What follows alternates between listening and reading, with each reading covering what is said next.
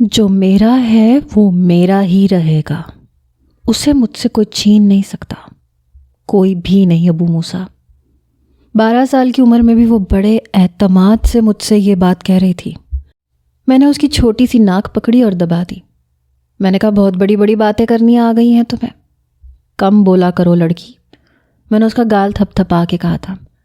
وہ میری چچا زاد تھی اور ہمارا گھر اوپر نیچے کا تھا، لیکن میرے والد اور میرے چچا میں بہت اتفاق تھا۔ میری عمر اس وقت 24 سال ہو گئی تھی۔ میں اس وقت یونیورسٹی میں تھا اور وہ 7ویں جماعت میں تھی۔ ہم 2 ہی بھائی تھے، بڑا میں تھا ابو موسیٰ اور مجھ سے چھوٹا بھائی عیسیٰ تھا۔ ہماری کوئی بھی بہن نہیں تھی، اس لیے چچا کی چھوٹی بیٹی نور بانو کو میں نے ہمیشہ اپنی چھوٹی بہن ہی سمجھا تھا۔ چچا کے پاس 2 ہی بچے تھے، ان کا بیٹا عیسیٰ کی عمر کا تھا، یہی کوئی 18 سال کا۔ یہ سمجھ لیں کہ ہمارے گھر میں بس وہی گڑیا جیسی لڑکی تھی جس سے ہم سب پیار کرتے تھے۔ میرے والدین، چچا چچی، اس کا اپنا بھائی شہروز اور ہم دونوں بھی آج تک کبھی نور بانو کی کوئی بات ٹالی نہیں گئی تھی۔ وہ جس چیز پہ ہاتھ رکھتی وہ چیز اس کی دسترس میں کر دی جاتی۔ جیسے جیسے وہ بڑی ہوتی جا رہی تھی ہم سب اس کے نخرے اٹھاتے تھے۔ نور بانو کے شوق نرالے سے تھے، اسے لڑکیوں کی طرح گڑیوں سے کھیلنے کی عادت نہیں تھی۔ وہ بیٹ بال سے کھیلتی تھی، فٹ بال کھیلتی تھی۔ آزادی منانے کے لیے جب ہم سب لڑکے چھت پہ پٹاخے پھوڑتے، فائر کرتے، تو وہ ہمارے ساتھ مل کر یہ سب کچھ کرتی تھی، یہاں تک کہ پتنگ بھی اڑاتی تھی۔ میں نے کبھی غور نہیں کیا تھا کہ وہ ہر وقت میرے ساتھ ساتھ رہتی تھی۔ میں پتنگ اڑا رہا ہوتا تھا تو ڈور اس کے ہاتھ میں ہوتی تھی، ساتھ ساتھ اس کی چبڑ چبڑ زبان چلتی رہتی تھی۔ جب 12 سال کی ہوئی تو کہنے لگی، ابو موسیٰ یہ مجھے دو، میں اڑاؤں گی۔ میں نے کہا ہاتھ کٹ جائے گا تمہارا، عام ڈور نہیں ہے، یہ بہت سخت ہے۔ کہنے لگی جب آپ کا نہیں کٹا تو میرا ہاتھ کیوں کٹے گا؟ میں نے کہا اس لیے کیونکہ تم لڑکی ہو۔ وہ کہنے لگی تو کیا ہوا، مجھے دینا، مجھے سکھائیں کیسے اڑاتے ہیں۔ میں نے کہا تم باز آ جاؤ، نہیں اڑے گی تم سے۔ وہ کہنے لگی آپ سکھائیں گے تو آ جائے گی۔ دیکھیں آپ نے پینسل پکڑ کے لکھوانا بھی تو سکھایا تھا نا مجھے، اور مجھے لکھنا آ گیا۔ اور وہ کیا ہے جو نور بانو نہیں کر سکتی؟ وہ سب کچھ کر سکتی ہے۔ چھت پہ عیسیٰ بھی کھڑا تھا اور شہروز بھی۔ عیسیٰ کہنے لگا میرے بھائی کا پیچھا چھوڑو، جاؤ اپنے بھائی سے جا کے سیکھو۔ شہروز کہنے لگا نہیں نور بانو، میرے پاس مت آنا، اس وقت میں ابو موسیٰ کو بیٹ کر رہا ہوں۔ میری پتنگ اس کی پسند سے کافی آگے ہے، اگر تمہیں سکھانے لگ گیا تو ہار جاؤں گا۔ بسنت کا مہینہ تھا اور لاہور کی ہر چھت پہ پتنگیں اڑائی جا رہی تھیں۔ ہمارا بھی یہی کام تھا۔ جب میری چچی اوپر آئیں تو کہنے لگی نور بانو تم یہاں ہو، میں پورے گھر میں تمہیں تلاش کر رہی ہوں۔ چچی کے ہاتھ میں پکوڑوں کی پلیٹ تھی۔ پکوڑے دیکھ کے نور بانو نے ڈور وہیں پھینکی اور کہنے لگی امی یہ تو آپ نے بہت اچھا کیا۔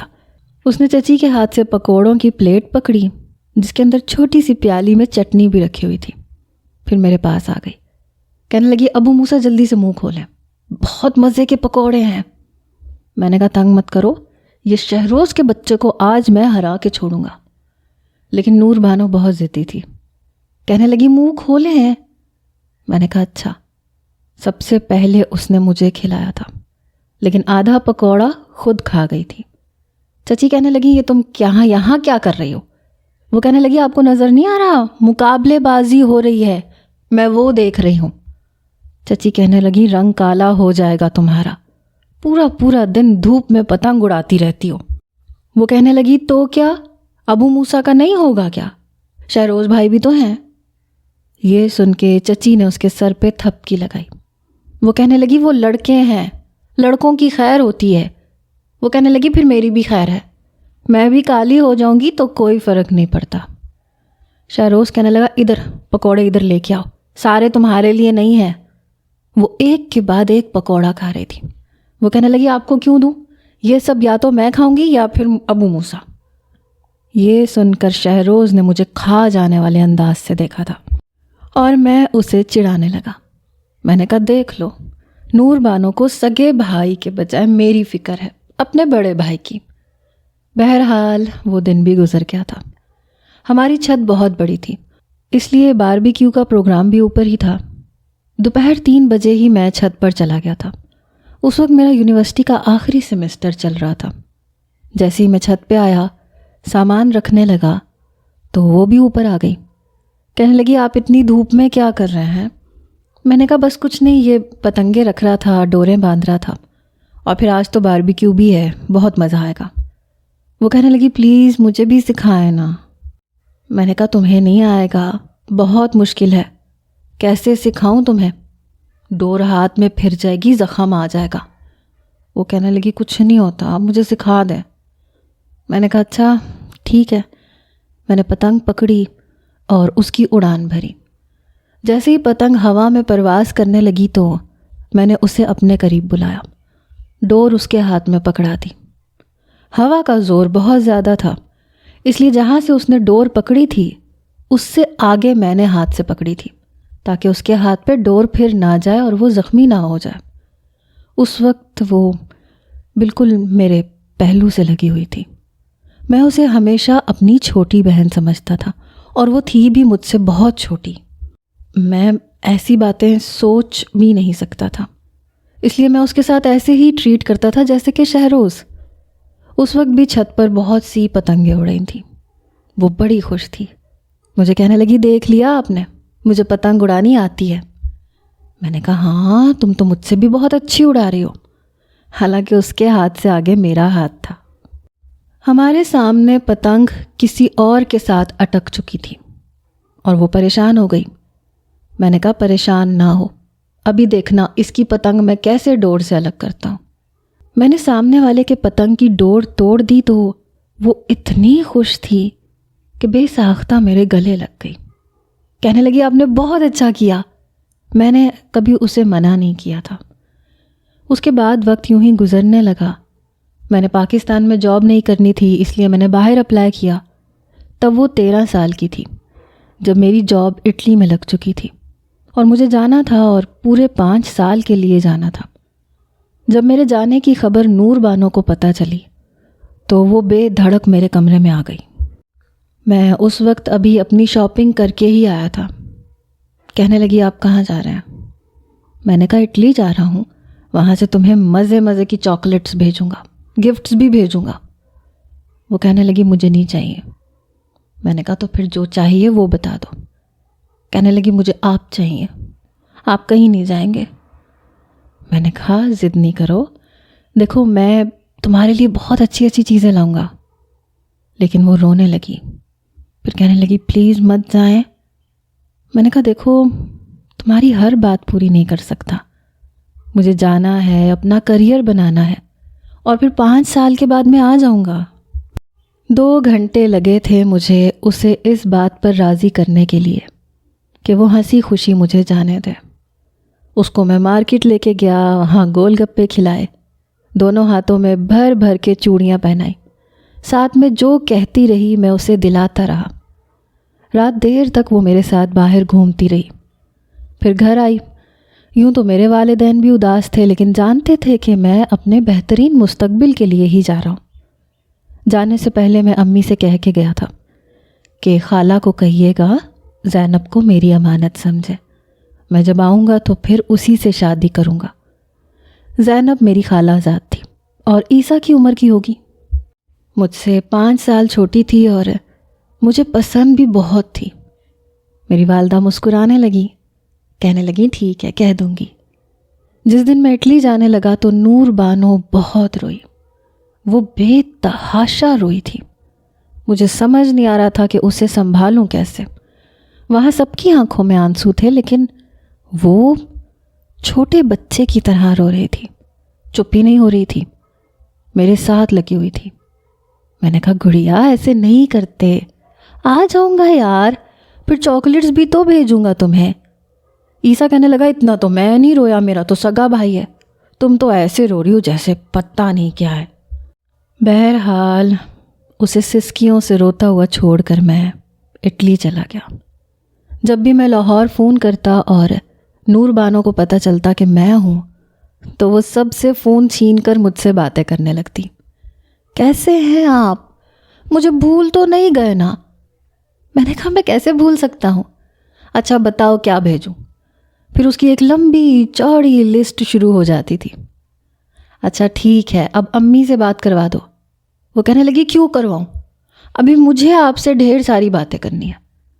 میں کہتا پلیز پہلے امی سے بات کروا دو۔ جہاں تک مجھے یاد ہے ان 5 سالوں میں میری اپنی والدہ سے بس 1 یا 2 منٹ کی بات ہوئی ہوگی، باقی وقت نور بانو ہی مجھ سے بات کرتی تھی۔ وہ فون چھوڑتی ہی نہیں تھی۔ یہ اس وقت کی بات ہے جب ایک ہی ٹیلی فون ہوا کرتا تھا۔ ایسے ہی 5 سالوں میں نے خالہ کے گھر بھی فون کیا تھا۔ خالہ کی خیریت پوچھتا تھا، لیکن زینب نے مجھ سے بات کرنے کی کوشش نہیں کی۔ بہت دل چاہتا تھا کہ کبھی میں غلطی سے اس کی آواز ہی سن لوں، لیکن کبھی اتفاق ہی نہیں ہوا۔ امی سے میں اس لیے بات کرتا تھا تاکہ ان سے پوچھ سکوں کہ خالہ نے کیا جواب دیا، لیکن نور بانو کچھ پوچھنے ہی نہیں دیتی تھی۔ وہ تو بات ہی نہیں کرنے دیتی تھی۔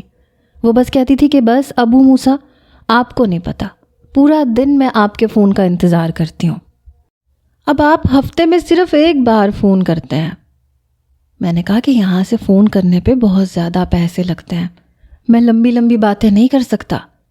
وہ کہنے لگی تو میں کیا کروں، مجھے تو بات کرنی ہے نا۔ 5 سال بعد جب میں نے واپس لاہور جانا تھا تو میں بہت خوش تھا۔ 5 سال بعد میں نے اپنوں کو دیکھنا تھا۔ ایک لمبی چوڑی لسٹ تھی نور بانو کی، ایک بیگ تو اسی کی فرمائشی چیزوں سے بھرا ہوا تھا۔ میری نظر میں وہ ابھی بھی 13 سالہ گڑیا سی نور بانو تھی، 2 چٹیاں باندھے ہوئے، فراک پہنے ہوئے۔ زینب کے لیے البتہ میں نے سونے کی انگوٹھی خریدی تھی جس پہ ڈائمنڈ لگا ہوا تھا۔ سوچا تھا کہ جاتے ہی منگنی کی رسم اور پھر کچھ ماہ بعد ہی شادی کروں گا۔ میں پاکستان پہنچا تو میرے والد اور چچا ہی مجھے لینے آئے، حالانکہ مجھے تو لگا تھا کہ سب لوگ پہنچے ہوئے ہوں گے۔ ابا کہنے لگے ہم نے گھر میں کسی کو نہیں بتایا کہ تم آ رہے ہو، اس لیے ہم دونوں تمہیں لینے آئے ہیں۔ گھر والوں کے لیے تمہاری آمد سرپرائز ہے۔ جب میں لاہور پہنچا تھا تو اتفاقاً بسنت تھی اور وقت بھی شام کا تھا۔ جب اپنے گھر کے سامنے گاڑی کھڑی ہوئی تو میں نیچے اترا تو میری پہلی نظر اوپر کی جانب اٹھی۔ سرخ رنگ کی چست قمیص پر پیلے رنگ کی پٹیالہ شلوار اور پیلا دوپٹہ گلے میں پہنے وہ پتنگ اڑا رہی تھی، بڑے ماہرانہ طریقے سے۔ جیسی ہی اس کی نظر نیچے پڑی اور مجھ سے نظروں کا تصادم ہوا تو اس کے ہاتھ سے پتنگ کی ڈور چھوٹی تھی۔ دونوں ہاتھ اس نے حیرت سے اور خوشی سے اپنے ہونٹوں پہ رکھے، پھر کہنے لگی ابو موسیٰ، ابھی ڈور بیل میرے ابا نے بجائی ہی تھی کہ وہ اچھلتی کودتی مین ڈور تک پہنچی اور دروازہ کھول دیا۔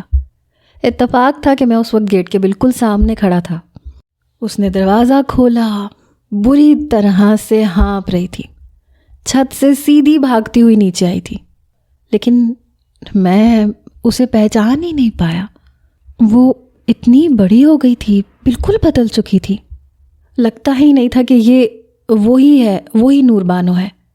مجھے دیکھتے ہی بے ساختہ آگے بڑھی، میرے ساتھ لگ گئی۔ پہلی بار میرے دل کو جھٹکا سا لگا۔ اب وہ چھوٹی بچی تو نہیں تھی، اچھا خاصا قد نکال چکی تھی۔ یہ دیکھ کر میرے پیچھے سے میری چچی آئی اور ایک تھپکی اس کے سر پہ لگائی، کہنے لگی پاگل لڑکی، چھوڑو بھائی کو، اتنی بڑی ہو گئی ہو لیکن عقل تمہارے گھٹنوں میں ہے، کوئی یوں بھی بھائی سے ملتا ہے؟ میں نے کہا چھوڑے چچی، عقل ہی تو نہیں ہے اسے۔ میری چچی نے میرے سر پہ پیار دیا۔ میری والدہ بھی آ گئیں کیونکہ وہ چھت سے نیچے مین گیٹ تک آتے آتے شور مچا چکی تھی کہ موسیٰ واپس آ گیا۔ عجیب لڑکی تھی، اپنی حرکت پہ ذرا بھی اسے شرمندگی نہیں تھی، بس چچی کو گھور گھور کے دیکھ رہی تھی۔ وہ کہنے لگی ایسا بھی کیا کر دیا میں نے، 5 سال بعد آئے ہیں، اب کیا میں ان سے مل بھی نہیں سکتی؟ شہروز کہنے لگا عقل ہوتی تو تم آج یہاں ہوتی، امریکہ کی صدر بن چکی ہوتی، ہٹو پیچھے۔ اس نے نور بانو کو پیچھے ہٹایا اور میرے گلے لگ گیا۔ اس کے بعد عیسیٰ کی باری تھی۔ میرے چچا کہنے لگے ارے بچے کو گھر کے اندر تو آنے دو، گیٹ پہ ہی شروع ہو گئے ہو سب کے سب، پیچھے ہٹو سب لوگ۔ چچا نے سب کو پیچھے کیا، پھر میں اندر آیا۔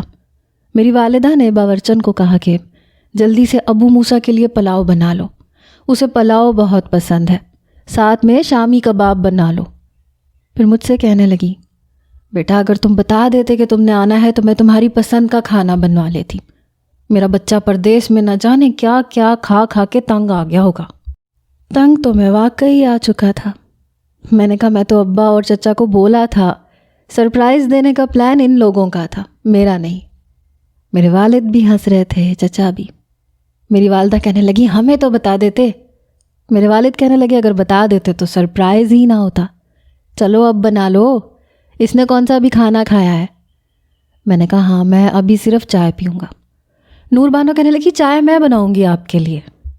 میں نے کہا اچھا اتنی بڑی ہو گئی ہو کہ تمہیں چائے بنانی آتی ہے؟ کہنے لگی اور کیا، مجھے وہ سب بنانا آتا ہے جو آپ کو پسند ہے۔ رات کو میں اپنے ہاتھ کا پلاؤ بنا کے آپ کو کھلاؤں گی۔ میں نے کہا یہ تو بڑی اچھی بات ہے۔ کچھ دیر سب سے بات کرنے کے بعد میں اپنے کمرے میں آ گیا، پھر نہا کے فریش ہوا۔ ارادہ یہ تھا کہ 1-2 گھنٹے سو جاؤں گا، لیکن اسی وقت عیسیٰ میرے کمرے میں نازل ہو گیا۔ میں ابھی لیٹنے کے بارے میں سوچ ہی رہا تھا جب وہ دھڑام سے میرے بیڈ پہ بیٹھا۔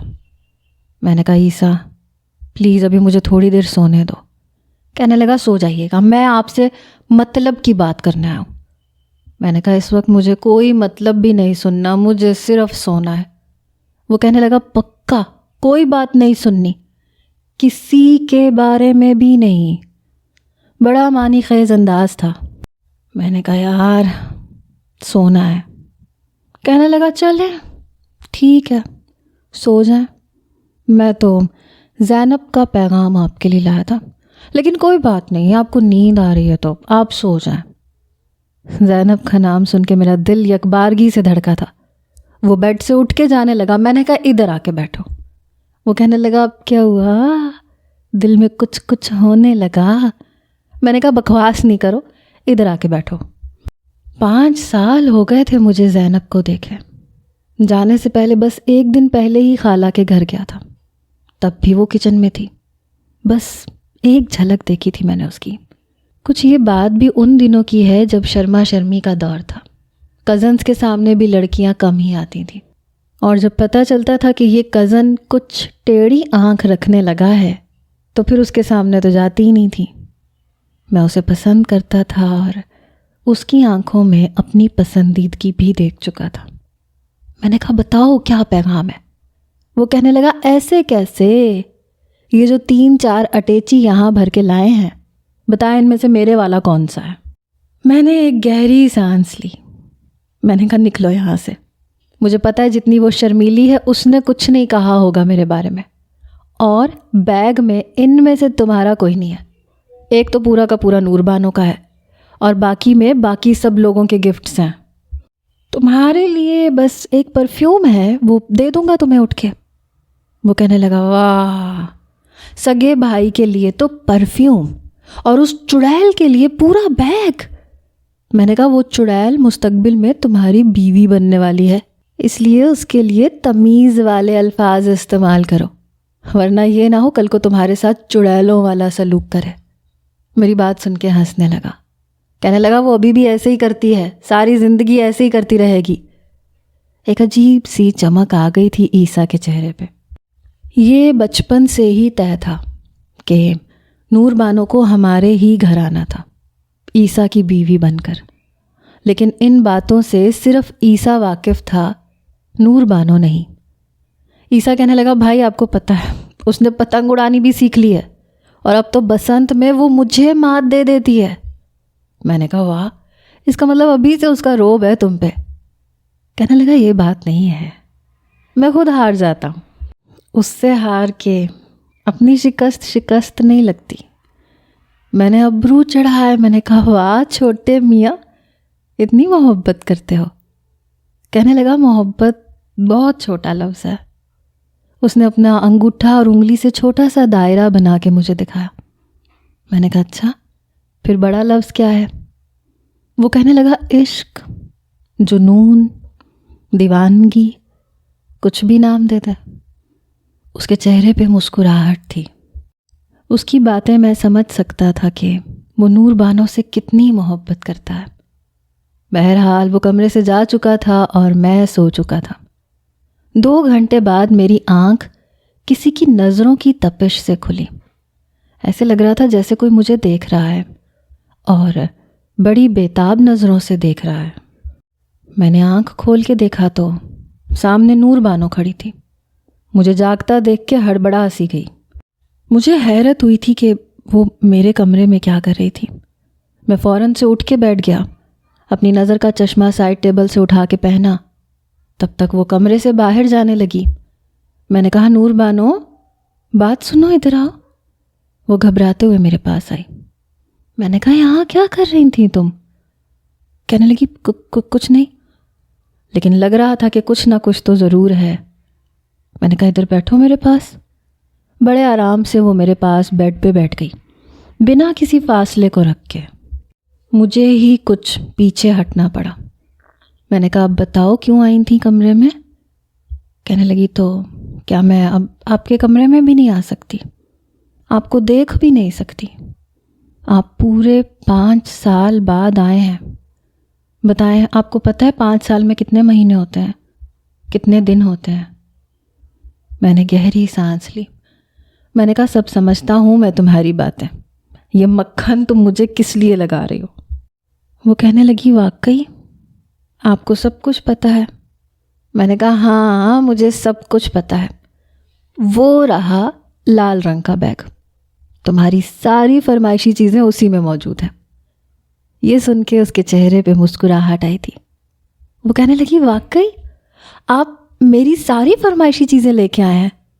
میں نے کہا، اور کیا، تم کہو اور ابو موسیٰ نہ لائے، ایسا ہو سکتا ہے؟ یہ سن کے اس کے چہرے پہ ایک جاندار مسکراہٹ پھیلی تھی۔ پھر بے ساختہ اس نے میرے دونوں ہاتھ پکڑ لیے۔ کہنے لگی، مجھے پتا تھا، ایسا ہو ہی نہیں سکتا کہ میں آپ سے کچھ کہوں اور آپ میری بات نہ مانیں۔ میں نے اپنے ہاتھ اس کے ہاتھ سے چھڑوائے۔ شاید وہ اپنی خوشی کا اظہار کرنے میں ابھی بھی بچپنا کر جاتی تھی۔ وہ لحاظ نہیں کرتی تھی، لیکن اسے لحاظ کرنا چاہیے تھا۔ میں اٹھ کے کھڑا ہو گیا، اس کا بیگ گھسیٹ کے بیڈ کے قریب لے کے آیا، پھر اسے بیڈ پہ رکھا، بیگ کو ان لاک کیا، کھولا تو اپنی پسند کا سارا سامان دیکھ کے وہ بہت خوش ہوئی۔ ایک ایک چیز دیکھ رہی تھی اور بار بار مجھے تھینک یو، شکریہ جیسے الفاظوں سے نواز رہی تھی۔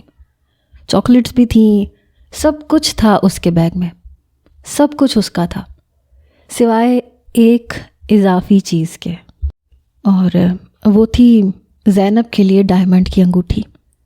میں نے کہا، یہ سب کچھ تمہارا ہے سوائے ایک چیز کے۔ وہ کہنے لگی، وہ کیا؟ میں نے ڈبیا نکالی۔ میں نے کہا، یہ میری ہے۔ وہ کہنے لگی، کیا ہے اس میں؟ میں نے کہا، یہ بہت سیکرٹ ہے، یہ تمہیں ابھی نہیں بتاؤں گا، بعد میں بتاؤں گا۔ کہنے لگی، پھر بھی بتائیں نا کیا ہے۔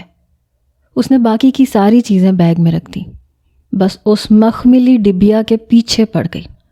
کہنے لگی، تنگ مت کریں، مجھے بتائیں نا کیا ہے، مجھے دیکھنا ہے کیا ہے اس میں ایسا بھی کیا سیکرٹ ہے؟ میں نے کہا، ابھی نہیں بتاؤں گا، وقت آنے پہ بتاؤں گا، چلو اٹھو۔ میں نے اسے خود سے پیچھے کیا۔ وہ کہنے لگی، دیکھ لیجئے گا، میں اس سے پہلے ہی جان جاؤں گی کہ اس میں کیا ہے۔ میں نے کہا، اتنی بھی اچھی نہیں ہو، چھپا کے رکھوں گا تو میں نہیں دکھاؤں گا، باقی ساری چیزیں تمہاری ہیں، یہ سب تم اپنے کمرے میں لے جا سکتی ہو۔ اور ہاں، میری چائے کہاں ہے؟ کہنے لگی، میں نے فوراً بنائی تھی، آپ سو گئے، پھر میں نے پی لی۔ میں نے کہا، شاباش، تم سے میں یہی امید رکھ سکتا ہوں۔ وہ کہنے لگی، آدھی پی تھی، آدھی اس کمینے عیسیٰ کے بچے نے پی لی۔ میں نے کہا، بری بات، اس طرح نہیں کہتے، بڑا ہے وہ تم سے۔ کہنے لگی، یار وہ جو مجھے تنگ کرتا ہے آپ کو نہیں پتا نا، اس لیے آپ تو اپنے بھائی کی حمایت ہی کریں گے۔ وہ بہت تنگ کرتا ہے مجھے، آپ کو نہیں پتا، مجھے ایک دم زہر لگتا ہے۔ میں نے کہا، نور بانو، بری بات ہے، تمہارے کام بھی یقیناً کرتا ہوگا، صرف تنگ تو نہیں کرتا ہوگا۔ وہ کہنے لگی، کوئی کام نہیں کرتا، سارے کام شہروز بھائی کرتے ہیں، اور اب آپ آ گئے ہیں تو آپ کریں گے۔ اپنی دونوں آئی برو چڑھا کے میں نے اپنے سینے پہ ہاتھ رکھا اور کہا کہ کیوں نہیں، میں اپنی ننھی منی کزن کے سارے کام کروں گا۔ میں نے اس کا ناک دبا کے کہا تھا۔ کہنے لگی ننھی منی نہیں ہوں میں، بہت بڑی ہو گئی ہوں، دیکھیں تو۔ وہ کھڑی ہو گئی، کہنے لگی آپ کو پتہ ہے 5 فٹ 4 انچ ہائٹ ہے میری۔ میں نے کہا اچھا واقعی تم اتنی بڑی ہو گئی ہو؟ میں نے اسے تنگ کیا تھا۔ اس نے میرا ہاتھ پکڑا، کہنے لگی کھڑے ہو میرے ساتھ۔ میں جیسے ہی کھڑا ہوا وہ مجھے ڈریسنگ ٹیبل کے پاس لے گئی، کہنے لگی یہ دیکھیں آپ کے کندھے سے بھی اونچی ہوں۔ میں نے کہا تم تو کافی بڑی ہو گئی ہو، لیکن عمر میں تو چھوٹی ہو نا، اس لیے عقل بھی چھوٹی ہے۔ خیر خوش رہو۔ یہ کہتے ہوئے میں نے اس کے گال تھپ تھپائے تھے۔ میں نے کہا جاؤ شاباش، میرے لیے چائے لے کے آؤ۔ اب وہ میرے لیے چائے لے کر آئی۔ چائے بہت کڑک تھی، بہت مزے کی تھی۔ پھر میں سب کے ساتھ بیٹھ گیا، باتیں کرنے لگا۔ دل بڑا بے چین تھا، زینب کو دیکھنا چاہتا تھا لیکن موقع ہی نہیں مل رہا تھا۔ رات کا کھانا کھانے کے بعد میں نے اپنی امی سے کہا میں خالہ کے لیے بھی کچھ تحفے لے کے آیا ہوں، آپ کہیں تو دے آؤں جا کے۔ میری بڑھتی ہوئی بے چینی شاید وہ بھانپ گئی تھی۔ وہ کہنے لگی ہاں ہاں جاؤ مل آؤ خالہ سے، مجھے پتہ ہے تمہیں چین نہیں آئے گا۔ میں نظریں چراتا ہوا باہر چلا گیا۔ جیسے ہی میں نے صحن سے عیسیٰ کی موٹر سائیکل باہر نکالی، پتہ نہیں کہاں سے وہ کسی بوتل کے جن کی طرح حاضر ہوئی۔ کہنے لگی ابو موسیٰ آپ کہاں جا رہے ہیں؟ میں نے کہا خالہ سے ملنے جا رہا ہوں۔ میرے ہاتھ میں تحفے تھے۔ وہ کہنے لگی میں بھی ساتھ جاؤں گی۔ میں ابھی موٹر سائیکل اسٹارٹ کر ہی رہا تھا، وہ بڑے آرام سے میرے پیچھے بیٹھ گئی۔ حالانکہ میں چاہتا تھا کہ میں اکیلا جاتا، لیکن نور بانو کو منع بھی نہیں کر سکتا تھا۔ میں اسے ساتھ لے کے خالہ کے گھر پہنچ گیا۔ خالہ مجھے دیکھ کے بڑی خوش تھی۔ وہ کہنے لگی آپا نے مجھے ابھی 2 گھنٹے پہلے ہی بتایا تھا، میں تو خود تم سے ملنے آنے لگی تھی۔ میں نے کہا لیکن میں آ گیا۔ وہ نور بانو کو بھی پیار کرنے لگی۔ نور بانو کہنے لگی خالہ جان زینب اپیا کہاں ہے؟ وہ کہنے لگی وہ اپنے کمرے میں ہے۔ نور بانو زینب کے پاس جا چکی تھی اور میری نظریں اسی کے کمرے کی طرف گردش کر رہی تھیں جہاں وہ چھپی بیٹھی تھی۔ خالہ کہنے لگی اچھا آؤ بیٹھو، کھانا کھاؤ گے؟ میں نے کہا نہیں کھانا کھا کے آیا ہوں، یہ آپ لوگوں کے لیے تحفے لایا تھا۔ وہ کہنے لگی کیا ضرورت تھی بیٹا؟ میں نے کہا خالو جان کہاں ہے؟ کہنے لگی وہ تو عشاء پڑھتے ہی سو جاتے ہیں، طبیعت کچھ ٹھیک نہیں رہتی۔ بار بار میری نظریں زینب کے کمرے کی جانب اٹھ رہی تھیں۔ بڑی ظالم تھی، مجھ پہ ذرا بھی ترس نہیں آ رہا تھا اسے۔ کیا تھا جو ایک جھلک ہی دکھا دیتی؟ خالہ شاید میری نظروں کا تعاقب کر چکی تھی۔ وہ کہنے لگی میں زینب سے کہتی ہوں تمہارے لیے چائے بنا دے۔ میں نے کہا جی ٹھیک ہے۔ میں جانتا تھا وہ چائے بنانے آئے گی تو یہیں سے گزر کے کچن میں جائے گی، کیونکہ میں صحن میں بیٹھا تھا۔ کچھ دیر بعد ہی خالہ اٹھ کے زینب کے کمرے میں گئی اور پھر کچھ دیر بعد وہ آئی۔ پہلے سے بے حد زیادہ حسین لگ رہی تھی، ویسے ہی شرمائی شرمائی سی، دوپٹے سے خود کو لپیٹے ہوئے۔ میں تو اپنی نظریں ہٹانا بھول گیا تھا، بس نظریں تھیں تو زینب پر تھیں۔ دل میں بس ایک ہی خواہش تھی کہ ایک نظر وہ بھی مجھے دیکھ لے، بس ایک نظر کی عنایت کرتے۔ لیکن نہیں، وہ سیدھا کچن میں چلی گئی۔ نور بانو بھی اس کے پیچھے پیچھے کچن میں چلی گئی۔ زینب آپی کی آوازیں آ رہی تھیں۔ نور بانو شاید بہت بات ہونی تھی اور زینب اتنی ہی زیادہ خاموش مزاج۔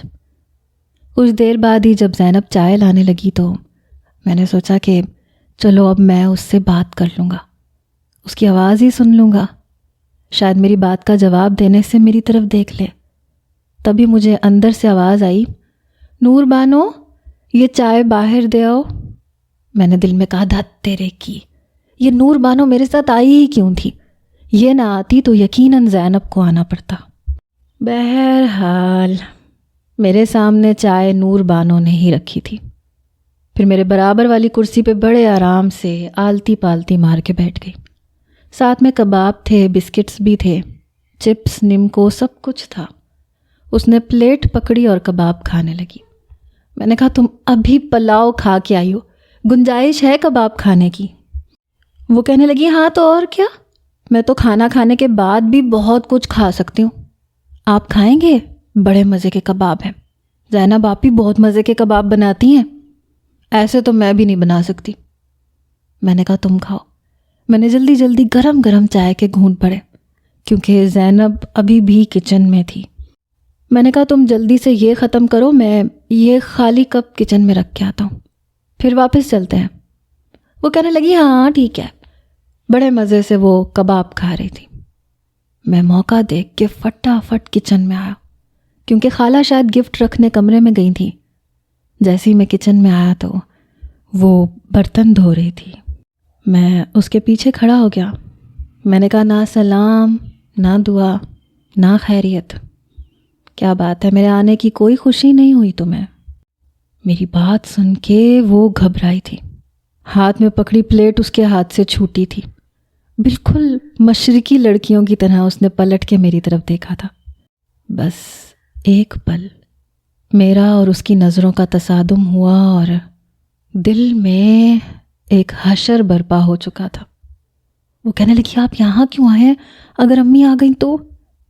میں نے کہا تمہیں ایک نظر دیکھنے کے لیے میں رات کے اس وقت یہاں آیا ہوں، پورے 5 سال بعد۔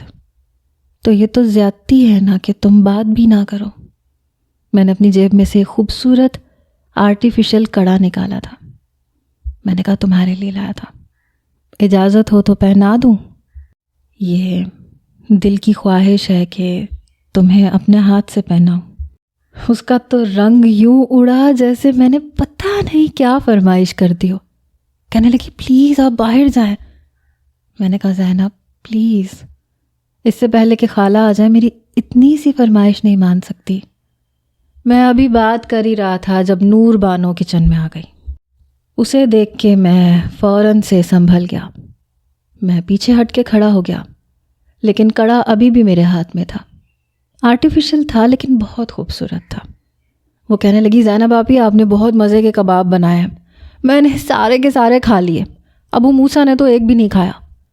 اس نے خالی پلیٹ اور خالی کپ سنک میں رکھے، پھر کہنے لگی ابو موسیٰ چلیں؟ میں نے کہا ہاں چلو، میں یہ زینب کے لیے لایا تھا، یہ میں اسے دے دوں۔ لیکن وہ کڑا جیسے ہی نور بانو نے دیکھا، کہنے لگی ہائے اتنا خوبصورت۔ وہ کنگن نور بانو نے میرے ہاتھ سے کھینچ لیا، پھر کہنے لگی یہ تو بہت خوبصورت ہے، پھر فٹافٹ سے اس نے اپنی کلائی میں پہن لیا۔ زینب اور میں اس کا منہ دیکھتے رہ گئے۔ وہ کہنے لگی ابو موسیٰ یہ میں لے لوں، یہ مجھے بہت پسند ہے۔ اب میں اسے کیا کہتا؟ میں نے کہا نور بانو میں یہ زینب کے لیے لایا ہوں، تمہارے لیے اتنا کچھ لایا ہوں۔ وہ کہنے لگی ہاں لیکن ایسا کنگن نہیں لائے، مجھے نا یہ بہت پسند ہے۔ زینب آپی یہ میں لے لوں؟ وہ کیا کہتی؟ کہنے لگی ہاں تم رکھ لو۔ مجھے بڑا غصہ آیا، میں بڑی تیکھی نظروں سے زینب کو دیکھ رہا تھا۔ اگر وہ مجھے اجازت دے دیتی تو ابھی تک یہ کنگن اس کی کلائی میں ہوتا اور مجھے بہت اچھا لگتا۔ یہ کہتی نور بانو نے میرا ہاتھ پکڑا، مجھے کچن سے باہر لے آئی، کہنے لگی جلدی کریں مجھے صبح کالج بھی جانا ہے اور مجھے بہت نیند آ رہی ہے۔ میں اس کے ساتھ واپس آ گیا لیکن میرا دل بجھ کے رہ گیا تھا۔ لیکن یہ شاید شروعات تھی میرے حق پہ ڈاکہ ڈالنے کی، میری ہر چیز پہ قبضہ کرنے کی۔ نور بانو لڑکی نہیں تھی، نور بانو ایک بلا تھی، ایک ایسی بلا جس نے میری ہر خوشی کو نگل کے رکھ لیا تھا۔ اس نے میرے ساتھ کیا کیا یہ جاننے کے لیے اگلی ایپیسوڈ کا انتظار کریں، اور اس اسٹوری کے بارے میں تکے آپ لوگ لگا سکتے ہیں۔ بہت شکریہ، اللہ حافظ۔